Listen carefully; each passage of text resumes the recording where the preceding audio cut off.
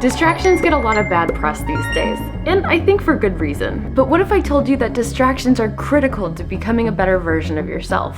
I'm going to share 3 ways to incorporate distractions in a way that keeps you productive, and I think the last one is the most critical.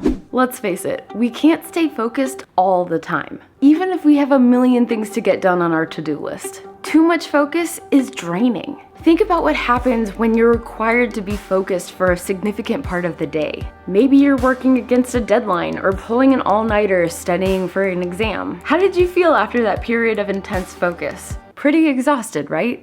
And were you really all that productive during that all-nighter? It can be just as exhausting to use your brain for extended periods of time as an intense workout. We have to allow ourselves time to recharge. So how do we make distractions work for us? Number 1, set boundaries. Work on one thing for a dedicated period of time. For instance, if I'm drafting an email, I should finish it and send it before moving on to something else. But a bigger project may benefit from breaking it up into chunks of time. And the Pomodoro technique is a great option. If you've never heard of it before, basically you pick one task, do it for 25 minutes, and then you take a 5-minute break. After you complete 4 of these Pomodoro sessions, take a more restorative 15 to 30-minute break. I'd recommend using a timer throughout this process or even an app like FocusMate. And spend your breaks however you want and guilt-free. If that means scrolling through Instagram, TikTok, or even playing a few rounds of Candy Crush, go for it. But having boundaries for when and how long is key.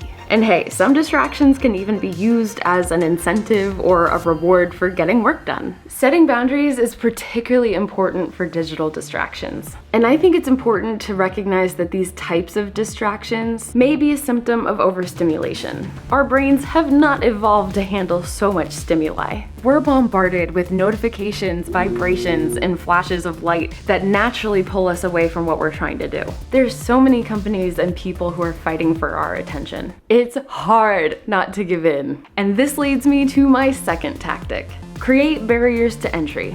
It's time to use one of the fundamental forces in nature. What is this kind of force?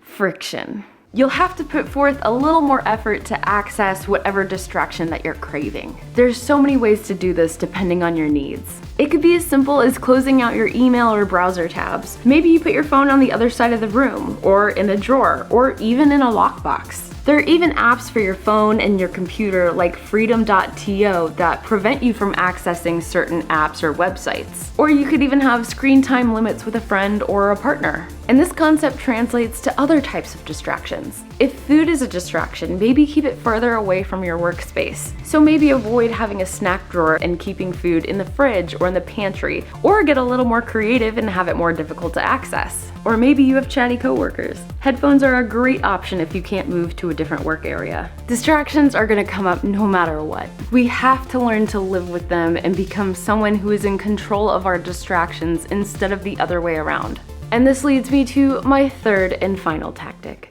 Take control of your distractions. Remember that distractions can help us recharge. If we can be more intentional about the distractions that we choose, when we choose them, and why we choose them, we're more likely to appreciate and benefit from them. Mindset shifts are often the hardest things to implement, and they take place over time. Start small and choose one intentional distraction for the day and notice how you feel before and after. Maybe even remove as many digital distractions as you can for a day and see how you feel. You might find yourself reaching for your phone without even thinking about it. Maybe you start out feeling calmer, and as the day goes on, you start to get a little antsy. Start to bring awareness to when you want to distract yourself and what you want to distract yourself with. And you may begin to notice how different types of distractions make you feel. Technology is a luxury, and modern life is shaped by all of the incredible things that humans have discovered and created. And we should enjoy these things. But we need to recognize that these luxuries have consequences, and we have to understand the pitfalls and adjust accordingly.